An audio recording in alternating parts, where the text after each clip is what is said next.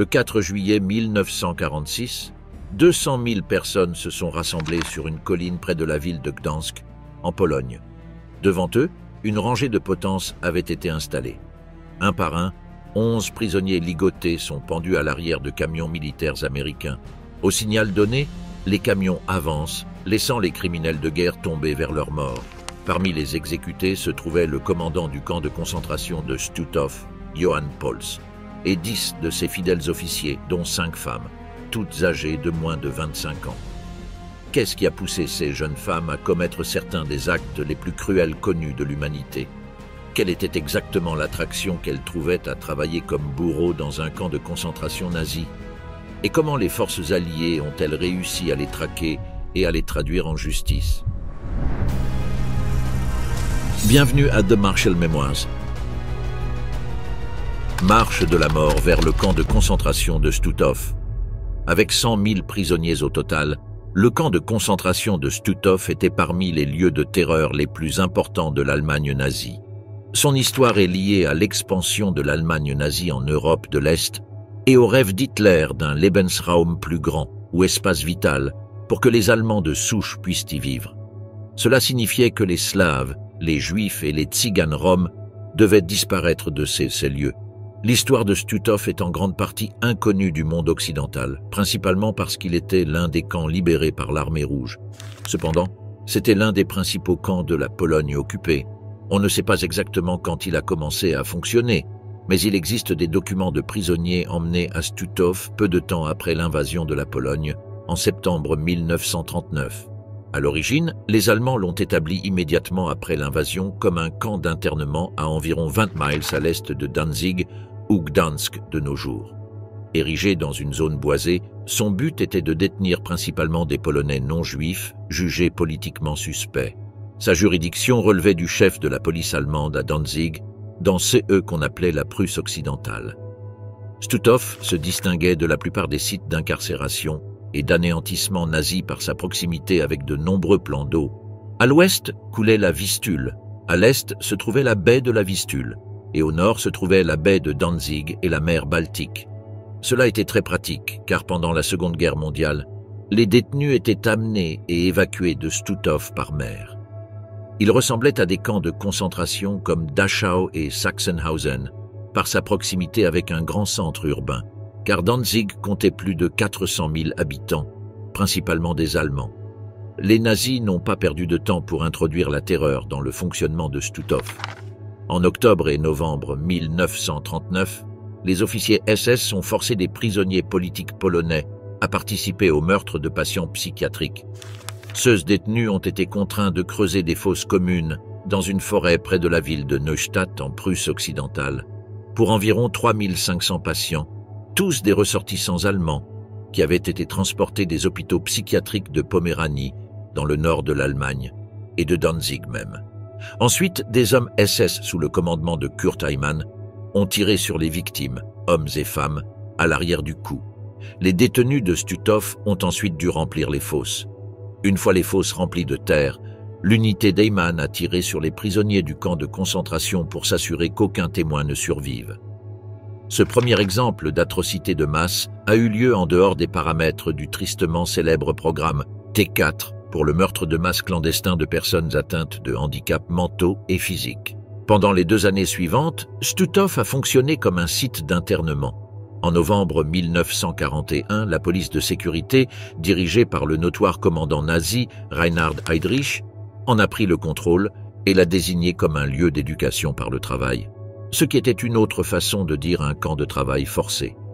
Cette nouvelle phase n'a duré que quelques mois cependant, jusqu'à ce que le chef SS Heinrich Himmler visite le camp en janvier 1942. Impressionné par les installations, il a officiellement catégorisé Stutthof comme un camp de concentration. Ce n'est qu'en 1944 qu'il est devenu un lieu majeur dans le système des camps nazis. Comme d'autres camps de concentration, Stutthof a considérablement grandi dans les dernières années de la guerre. En 1943 et 1944, les nazis ont agrandi le camp principal lui-même et ont fait venir des auxiliaires ukrainiens pour aider l'équipage SS. Un camp spécial pour femmes a finalement été ajouté, et les SS ont recruté des dizaines de femmes allemandes pour servir de gardiennes. Les mesures de sécurité se sont resserrées dans la seconde moitié de la Seconde Guerre mondiale. Les clôtures de fils barbelés ordinaires ont été remplacées par des clôtures de fils barbelés électrifiées. Alors que les forces soviétiques avançaient vers l'ouest à l'été 1944, les autorités nazies ont retiré les Juifs des ghettos en Pologne, en Lituanie et en Lettonie pour les amener à Stutov. Ils ont été contraints de marcher tout le chemin, un processus qui est devenu connu sous le nom de marche de la mort. À la fin de l'été 1944, la population de Stutov avait augmenté pour dépasser 60 000 personnes et il est calculé qu'au moins 20 000 d'entre elles étaient des femmes juives d'Auschwitz-Birkenau. Les troupes soviétiques ont finalement atteint Stutov le 9 mai 1945, quelques jours après la chute de Berlin. Les soviétiques ont libéré environ 100 personnes qui avaient échappé aux mesures d'évacuation des SS et se cachèrent dans le camp. Peu après la libération, les autorités soviétiques ont photographié les fours et ont appris les efforts nazis pour démolir la chambre à gaz du camp. Ces photographies sont devenues instrumentales dans les procès après la guerre. Tueuses en talons hauts, la Ligue des filles allemandes. Le parti nazi a déployé beaucoup d'efforts pour recruter des femmes et diffuser les idéaux nazis parmi elles. Pour cela, Hitler a nommé Gertrude Scholz-Klink à la tête de la direction des femmes du Reich. Elle était chargée d'enseigner à toutes les femmes le slogan nazi « Enfants, cuisine, église ». Cela devait être inculqué aux femmes dès leur plus jeune âge. Ainsi, depuis mars 1939, il est devenu obligatoire pour les filles de 10 ans de s'inscrire à la Ligue des jeunes filles, la branche féminine des jeunesses hitlériennes. Les filles étaient ensuite censées progresser vers la Ligue des filles allemandes, ou BDM en allemand, qui était pour les filles de 14 ans et plus. Le BDM encourageait les filles à assumer que le monde de la femme devait être leur famille, leur mari, leurs enfants et leur maison. On attendait des femmes qu'elles aient autant d'enfants ethniquement purs allemands que possible. Mais bien que le discours public du Troisième Reich profite aux femmes mariées, les femmes célibataires étaient très précieuses pour l'État allemand. Parce qu'elles avaient moins de responsabilités domestiques, elles avaient plus de temps à consacrer à des activités non domestiques. Le déclenchement de la guerre, en septembre 1939, anticipait plus de demandes aux femmes. Lors d'un discours devant le Reichstag allemand, Adolf Hitler a appelé toutes les femmes à s'intégrer dans la communauté de combat. Ce message a été imprimé dans l'annuaire du BDM de 1940 et a été renforcé par d'autres contenus, y compris des paroles patriotiques, des citations motivantes et des photographies de filles heureuses du BDM. Le message était que les filles de tous âges devaient se préparer à la guerre. Alors que les hommes prenaient des rôles de combat, les femmes étaient urgemment requises comme auxiliaires ou, comme elles étaient appelées, aides féminines. Les femmes servaient dans des organisations distinctes, soutenant divers secteurs de l'armée allemande et de la SS. Elles contribuaient au fonctionnement de l'armée, de la marine et de l'aviation allemande, et chaque division avait son propre système de formation, ses méthodes de gestion et son uniforme pour ses aides féminines respectives. 2 groupes de femmes travaillaient spécifiquement dans les communications, une fonction vitale pour l'effort de guerre allemand. Leur tâche, qui consistait à faire fonctionner des radios, des téléphones et des téléscripteurs, permettait à l'armée et à la SS de maintenir des liens sur leur territoire en constante expansion. Au total, 8000 femmes ont servi comme aide aux communications au cours de la guerre et ont été envoyées dans toutes les zones occupées par l'Allemagne en Europe, soutenant l'armée par leur travail administratif. Environ 3000 femmes ont été formées comme aides de la SS pour remplacer les hommes en tant qu'opératrices de téléphone, de téléscripteurs et de radio, spécifiquement dans les bureaux de la SS. Des centaines de femmes allemandes, cependant, avaient des emplois plus sinistres. Environ 3500 femmes travaillaient dans les camps et elles avaient une hiérarchie stricte et complexe. Les gardiennes étaient collectivement connues sous le nom d'aides de la SS ou SS-Helferinnen, et 12 niveaux de supervision et de responsabilité ont été développés. La surveillante en chef était la plus importante d'entre elles, un niveau atteint seulement par une aide de la SS à Ravensbrück. Le deuxième niveau était celui de chef de camp, et encore une fois, peu de femmes atteignaient effectivement ce niveau. Suivaient les surveillantes principales, puis les premières gardiennes. qui était considérée comme surveillante principale dans certains des petits camps satellites. Puis venait la chef de rapport, la chef de l'enregistrement du travail, la surveillante de l'entrée au travail, la chef de bloc, la chef de l'équipe de travail, la surveillante des chiens, puis simplement surveillante et enfin un poste qu'elles appelaient surveillante arrêtée. Les femmes rejoignaient fréquemment les rangs de la SS à un très jeune âge, et il n'était pas rare de voir des jeunes femmes particulièrement ambitieuses gravir les échelons très rapidement. L'effort de guerre exigeait que de plus en plus de femmes prennent des postes de responsabilité, et ces responsabilités incluaient parfois l'extermination des Juifs et autres prisonniers des camps. Les jeux sadiques et tordus d'Ewa Paradis. Parmi les femmes de rang inférieur à Stutoff se trouvait Ewa Paradis.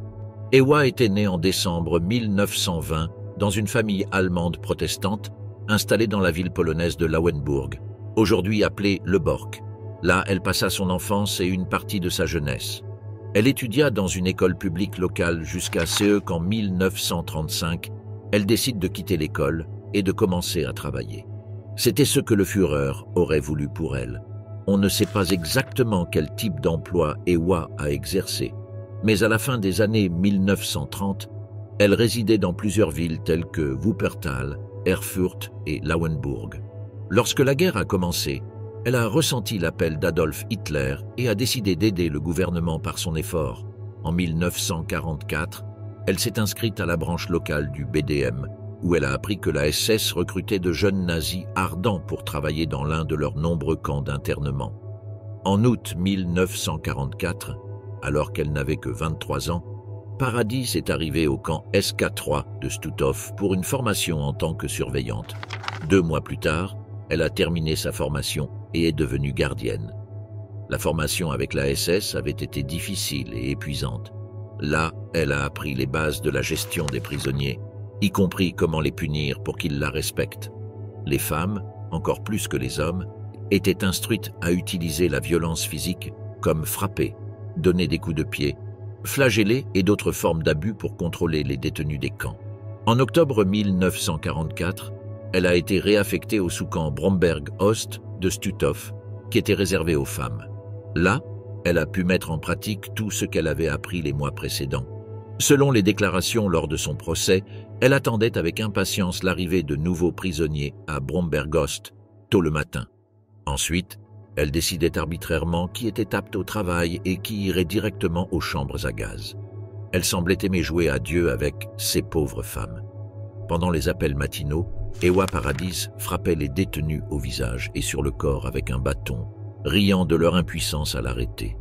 Pendant les mois d'hiver rigoureux, elle aimait verser de l'eau froide sur les corps nus des femmes, leur ordonnant de rester immobiles. Si elles bougeaient, Ewa les flagellait jusqu'à ce qu'elles tombent inconscientes au sol. Son absence de pitié ou d'empathie lui a valu une réputation de l'une, sinon la plus cruelle, des gardiennes à Bromberg-Ost. Cela impressionnait ses supérieurs, qui ont décidé qu'elle était indispensable et qu'ils avaient besoin d'elle à nouveau à Stutoff.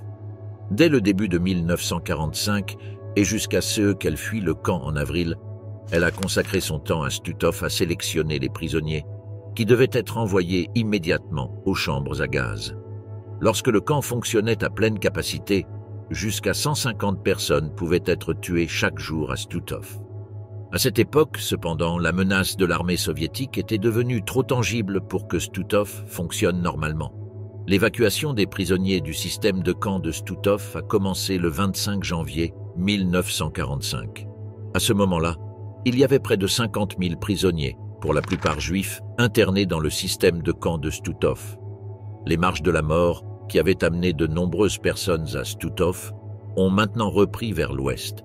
La plupart des prisonniers ont été conduits en direction de Lauenburg, dans l'est de l'Allemagne. Coupés par les forces soviétiques avancées, les Allemands ont forcé les prisonniers survivants à retourner à Stutoff. À la fin d'avril 1945, les prisonniers restants ont été évacués de Stutoff par mer, puisque le camp était complètement encerclé par les forces soviétiques. En avril 1945, Paradis a accompagné l'un des derniers transports de prisonnières au sous-camp de Lauenburg et a fui. Pendant cette évacuation, des centaines de prisonniers ont été forcés dans la mer et abattus. Plus de 4000 Juifs ont été envoyés par petits bateaux en Allemagne, certains au camp de concentration de Neuengamme près de Hambourg et d'autres dans des camps le long de la côte baltique. On pense que Paradis a embarqué sur l'un des bateaux pour Hambourg, car c'est là qu'elle a finalement été repérée par l'armée soviétique, capturée et envoyée en prison en attente de son procès. La plus jeune tueuse, Elisabeth Becker. Lorsqu'Elisabeth Becker a été exécutée aux côtés d'Ewa Paradis et des autres autorités du camp, elle allait avoir 23 ans. Elle était une jeune Polonaise qui n'avait jamais été loin de l'endroit où elle est morte. Becker était née le 20 juillet 1923 à Nowisto, une ville près de Danzig. Elle s'était mariée en 1936 et était devenue une membre fière du parti nazi et du BDM de 1938 à 1940. En 1939, elle était heureuse que sa patrie devienne une partie du Troisième Reich. Elle a travaillé dans l'agriculture de 1941 à 1944 à Nowisto et a rejoint le personnel de Stutthof en septembre 1944, devenant une surveillante SS dans le camp de femmes SK3 Stutthof, où elle faisait des sélections pour les chambres à gaz. Moins d'un an plus tard, elle était emprisonnée et en attente de jugement pour crimes contre l'humanité.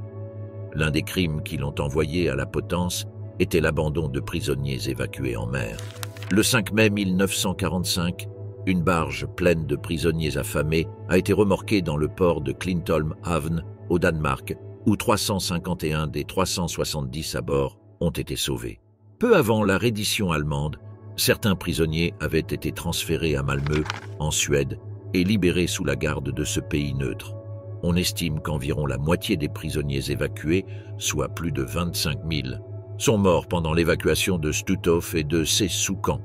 Et certains des documents qui ont décidé de leur sort portaient la signature de Becker.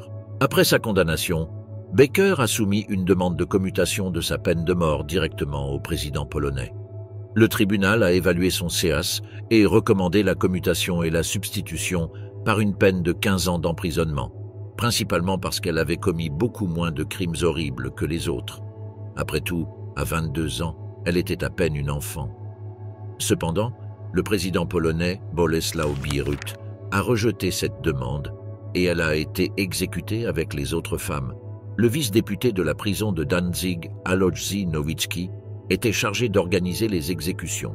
Comme il n'y avait pas de corde disponible, il fit fabriquer les prisonniers eux-mêmes avec des fibres végétales. C'était assez facile. La partie difficile était de trouver des aumôniers catholiques et protestants disposés à servir les prisonniers condamnés à mort. Tous les ministres protestants locaux refusèrent, au motif qu'ils ne pourraient jamais être impartiaux. La police secrète a alors informé Nowicki d'un ministre allemand qui se cachait à Zopo. Alors il est allé le chercher. Il trouva le prêtre accroupi dans le grenier d'une maison, vêtu de ses habits de service et tenant une valise. Le ministre fut transporté à Stutthof pour passer du temps avec les prisonniers et leur parler.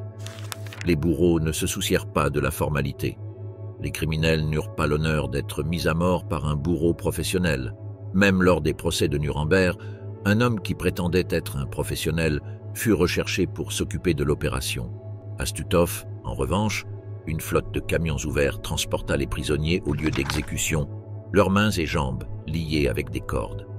Les camions furent reculés sous les potences et les condamnés furent faits de se tenir à l'arrière des camions. Un simple nœud coulant en corde fut placé autour de leur cou et lorsque les préparatifs furent terminés, chaque camion avança, les laissant suspendus. Ils n'étaient pas cagoulés et n'eurent qu'une courte chute, ce qui signifie qu'ils moururent par strangulation plutôt que par fracture du cou. Les témoins déclarèrent que certains d'entre eux se débattirent pendant un certain temps après la suspension. Les documents de l'époque mentionnent qu'un homme et 2 femmes se sont battus avec leurs gardiens avant d'être pendus, bien qu'il ne soit pas précisé lesquelles des femmes ont opposé cette résistance. Les autres semblèrent accepter leur sort calmement. L'événement entier fut enregistré par des photographes de presse officiels qui faisaient partie des milliers de personnes rassemblées pour assister aux pendaisons. Jenny Wanda Bachmann, la folle, le spectre de beauté. Jenny Wanda Bachmann fut l'une des dernières surveillantes à arriver au camp, rejoignant Stutthof en 1944. Cependant, elle s'est rapidement fait une place parmi les nazis les plus cruels. Jenny Wanda Bachmann est née le 30 mai 1922 à Hambourg, en Allemagne. Certains récits prétendent qu'elle venait d'un milieu modeste, mais tout indique qu'elle a eu une enfance normale. À 11 ans, Adolf Hitler est devenu chancelier de l'Allemagne. À 16 ans, les maisons, entreprises et synagogues juives furent attaquées pendant la nuit de cristal, qui a également eu lieu à Hambourg. Barkman était considérée comme une jeune femme magnifique. Il est rapporté qu'elle espérait initialement utiliser sa beauté pour devenir mannequin, mais à mesure que la guerre se prolongeait, elle changea d'avis. En 1944, à 21 ans, elle postula pour devenir surveillante et fut nommée à Stutthof. La moitié des 100 000 personnes déportées à Stutthof pendant toute la guerre s'y trouvaient encore lorsque Barkman y devint gardienne. Elle faisait partie des seulement 3 700 femmes à occuper un tel poste, sur un total de 55 000 gardiens dans tous les camps de concentration nazis. Cependant, elle n'était pas juste une autre gardienne. Barkman se fit rapidement un nom comme l'une des surveillantes les plus brutales du camp de Stutthof. Selon des témoignages, elle ne montrait aucune hésitation lorsqu'il s'agissait de battre des prisonniers, parfois jusqu'à la mort. Elle envoyait également régulièrement des femmes et même des enfants aux chambres à gaz, jugés trop faibles ou malades pour travailler. En raison de sa beauté et de sa brutalité, Jenny Wanda Barkman devint connue sous le nom de spectre de beauté, tandis que d'autres l'appelaient Jenny la folle. À cause de sa cruauté, elle devint l'un des criminels nazis les plus recherchés lorsque l'armée soviétique libéra Stutthof. Barkman réussit à se cacher pendant 4 mois, mais fut capturée en mai 1945 à la gare de Danzig, alors qu'elle tentait de fuir en train. En attendant son procès, et même pendant les procédures, il fut rapporté qu'elle flirtait avec 16 gardiens masculins. De plus, elle arborait une coiffure différente chaque jour, prouvant qu'elle se souciait plus de son apparence que de la vie de ceux qu'elle envoyait aux chambres à gaz. Après avoir été condamnée, on l'entendit déclarer que la vie était un plaisir et que, comme tout plaisir, elle devait être courte.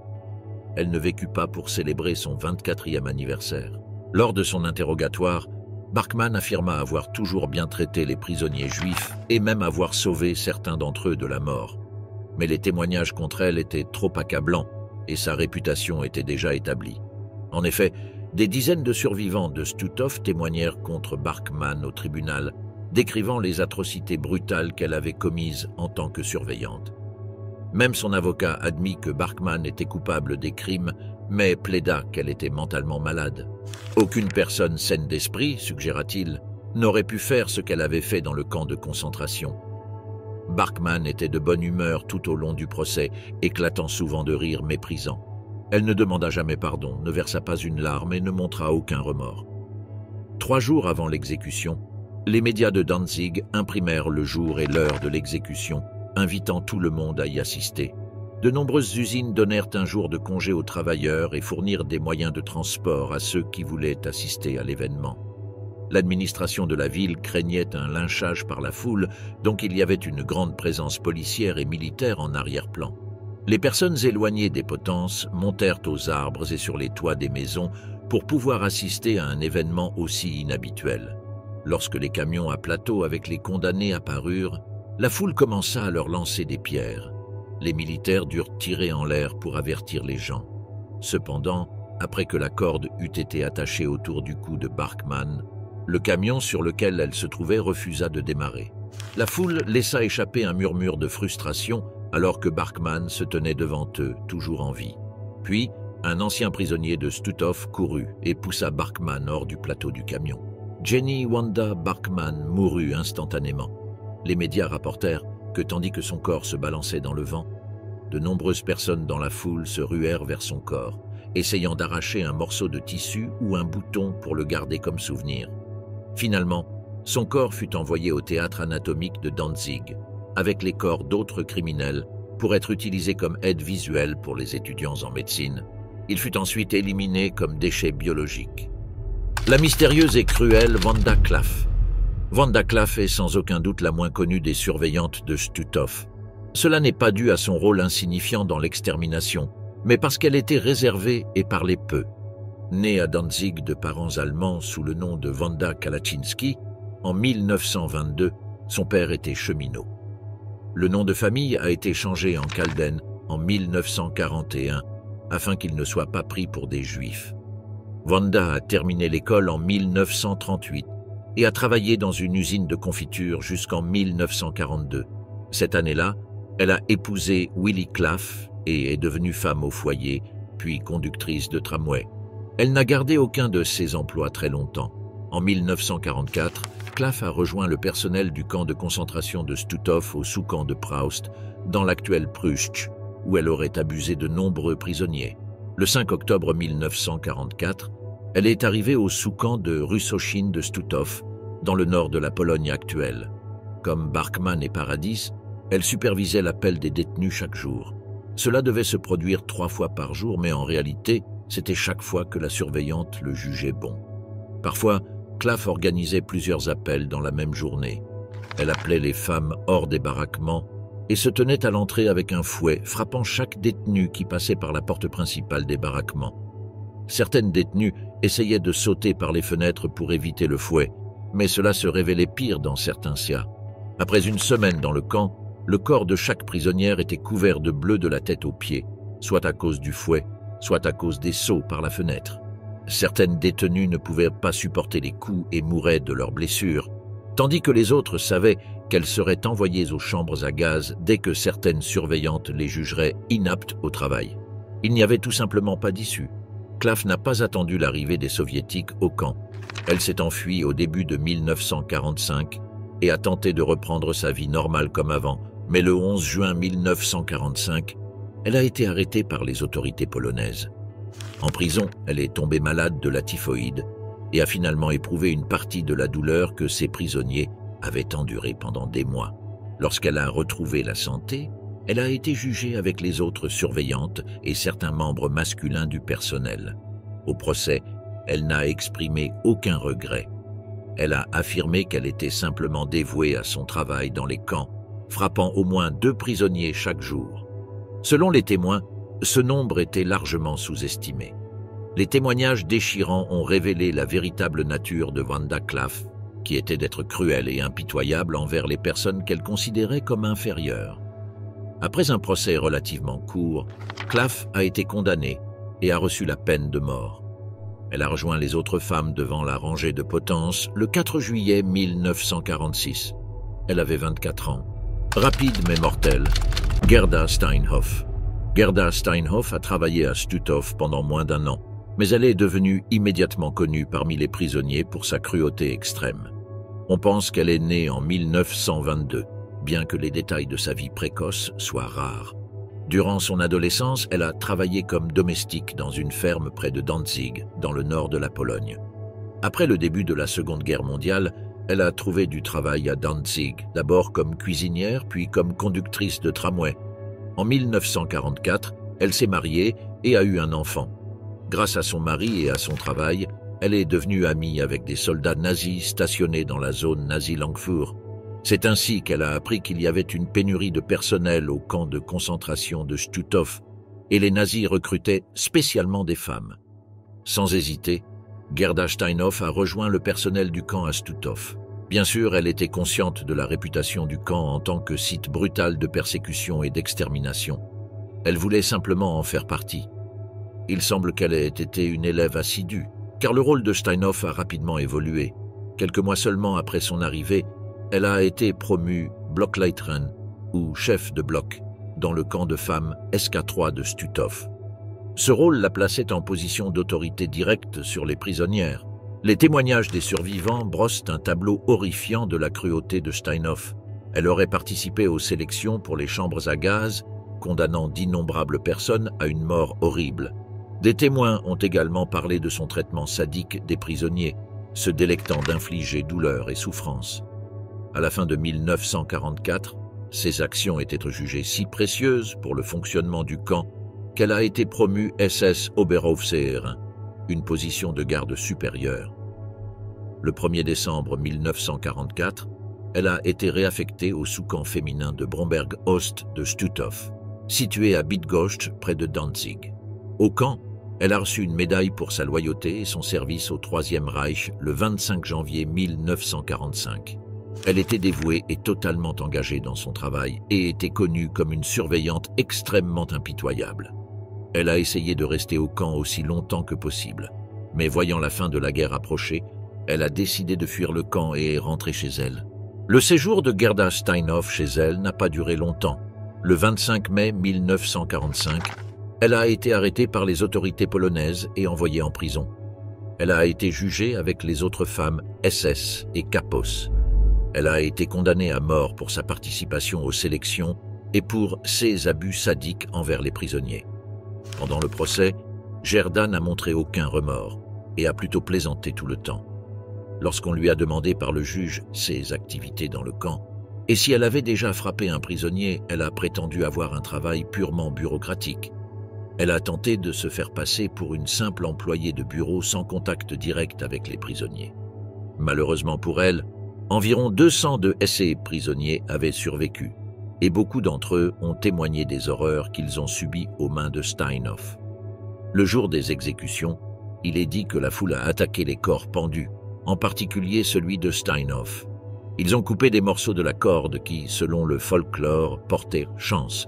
Ils ont également pris des morceaux de tissu de leurs vêtements, des boutons et tout autre souvenir qu'ils pouvaient obtenir de certaines des femmes les plus cruelles de l'histoire humaine.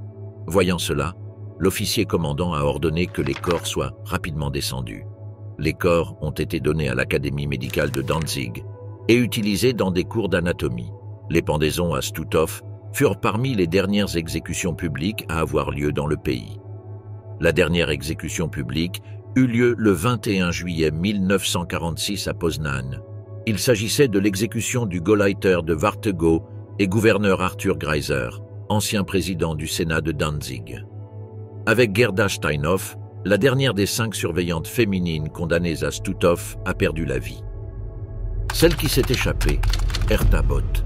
En analysant les raisons de la pendaison des 5 femmes de Stutthof, il est difficile de penser que des crimes plus odieux avaient été commis dans le camp et que leurs auteurs sont restés libres pendant la majeure partie de leur vie. Herta Bott, l'une des principales femmes du personnel des camps de concentration de toute l'Allemagne, est née en 1921 à Tetrow, dans le district de Mecklembourg.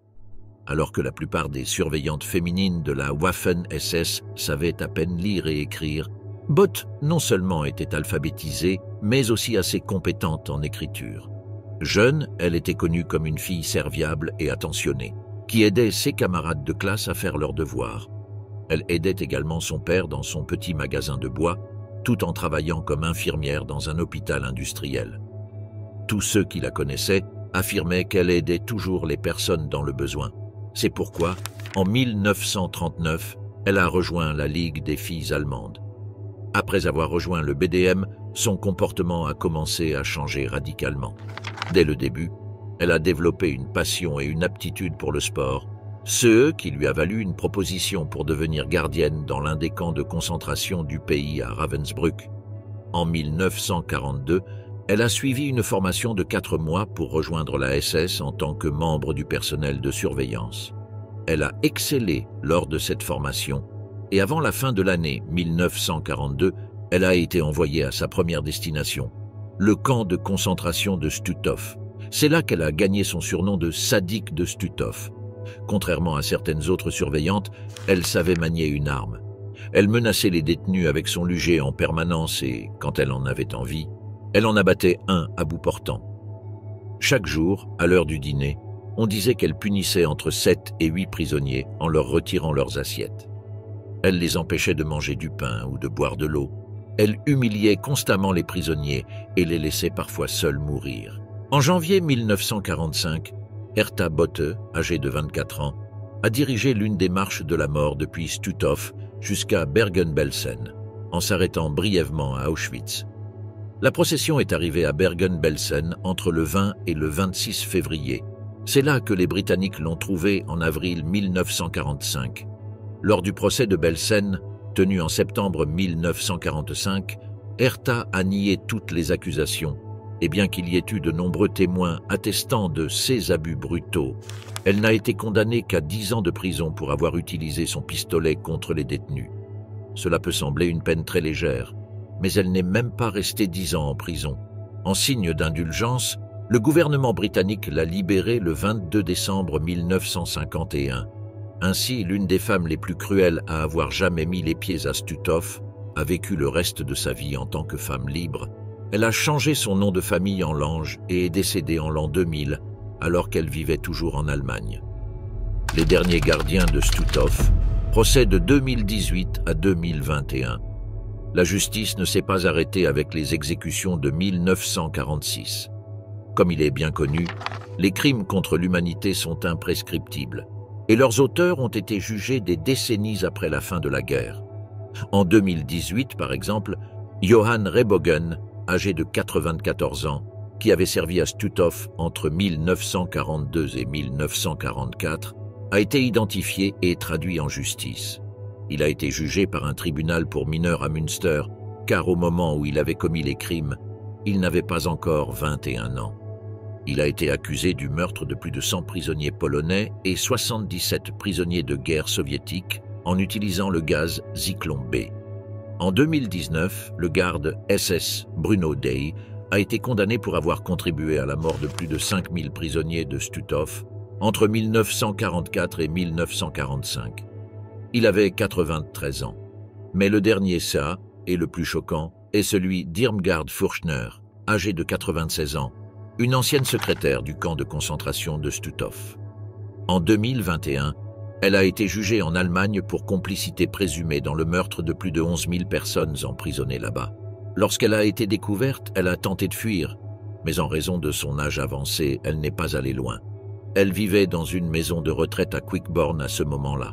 Lorsqu'elle a appris que les autorités la recherchaient, elle a appelé un taxi pour l'emmener à la périphérie de Hambourg. Elle a été arrêtée plusieurs heures plus tard et placée en garde à vue pendant 5 jours avant d'être équipée d'un bracelet électronique. Irmgard a été amenée au tribunal d'Itzehoe, dans le nord de l'Allemagne, attachée dans un fauteuil roulant d'ambulance bleue.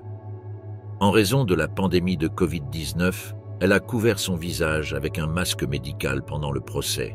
Elle n'avait que 18 ans lorsqu'elle a commencé à travailler au camp de Stutthof, en Pologne occupée par les nazis, en tant que secrétaire de son commandant, Paul Werner Hoppe. Et elle a donc également dû être jugée par un tribunal pour mineurs.